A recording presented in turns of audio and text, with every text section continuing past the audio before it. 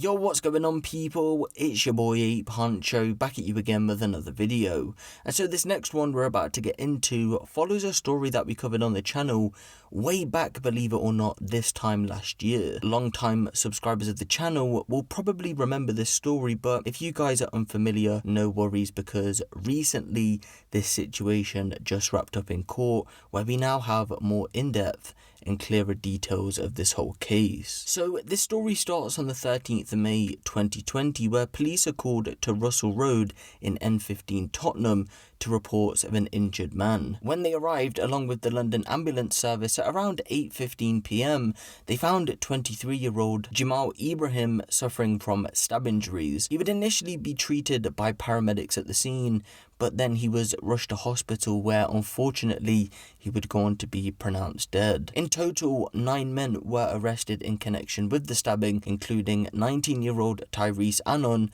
and 24-year-olds Abdul Gaffer and Mizuki Brown. The three would all go on to be charged with murder. As it stands right now though, this case is still ongoing and is yet to be taken to trial. 5 days after this attack, it's believed that what can only be described as a hit squad was thirsty for revenge after their friend had been murdered, and a plot was made to shoot dead a rival gang member. The only issue was though, they had hit the wrong house. On the 18th of May 2020, 2 men, that being 20-year-old Cameron Robinson and 19-year-old Mason Sani Samido, are captured on CCTV riding a stolen moped heading for Wiltshire Gardens in Finsbury Park.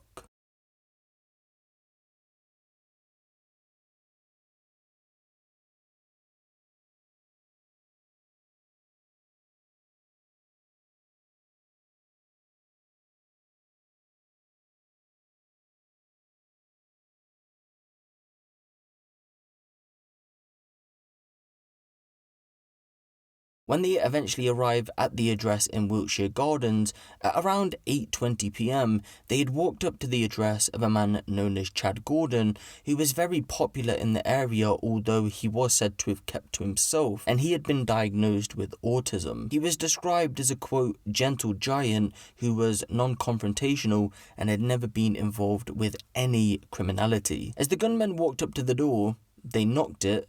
Chad answered, and before he even got the chance to say anything, he was shot in the face. The bullet from the 9mm pistol went straight through his head before lodging right into his skull. After gunfire went off, people in the area had been alerted, including Chad's family, who described a crashing sound as he collapsed to the ground. As the gunmen were about to make their escape though, they were confronted by Chad's aunt, who was with her 6-year-old child. Without thinking twice, the gunman then turned on her, telling her to shut the fuck up, and then they made their escape. The pair would then ride to Lee Valley Marshes, located around 5 miles away, and this is where they attempted to destroy evidence. The helmets were thrown into a body of water, and the moped was set alight to destroy any forensic evidence. Just on a quick side note, the police would actually go on to arrest several people, and they were accused of trying to help the shooters destroy evidence, but after the trial, all would go on to be cleared of all charges. Going back to the topic at hand, the London Fire Brigade would be called to the area to reports of a fire,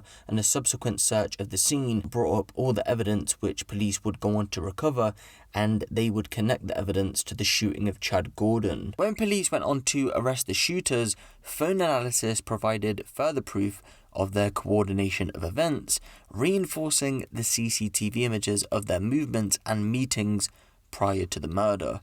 Of course, as you guys know, after they were arrested, they would go on to be charged with murder, but they were also charged with possession of a firearm with intent to endanger life. In court, what we can say that hasn't already been presented to you is that both Mason and Cameron would go on to deny the charges brought against them, even though they had a mountain of evidence stacked against them. Mason would go on to say that he was visiting or on his way to visit a friend of his called Shamarie Bailey, who lives in East London. Cameron would go on to claim that the white iPhone he was seen carrying in the early evening, and which was later seen in the hands of one of the gunmen, is a phone he had been using but which had been given to someone else. After 21 hours and 43 minutes of deliberations though, the jury would go on to find both men guilty of murder and possession of a firearm with intent to endanger life, and are to be sentenced at a later date. Throughout the trial, it's believed that the killers showed a lack of remorse probably due to the fact that they thought they would get away with it after their identities had been concealed by motorbike helmets. Of course, this wasn't the case, but you would have thought just the simple fact that they were on trial for the murder of a completely innocent disabled man, that they would have had some sort of feelings towards the situation, but again, that clearly wasn't the case. But it does seem as if these guys were so obsessive about wanting to get revenge for their friend that Chad didn't even get the time to speak, because if he did, then they would have knew that they had got the wrong house. Believe it or not, the person who they were looking for lived next door, and for that reason, Chad quite literally lost his life. Now, I do want to take this time out just to say rest in peace to Chad, but also to Jamal, who was killed a few days previously, which we also mentioned in today's video. And I do want to send my condolences over to both of their families at this current time. But let me know what you guys think of this down in the comment section below. Give the video a little like, and if you want the latest drill, street and music news out of the UK, be sure to hit the subscribe button and the notification bell. It's been your boy Huncho, and I'm out.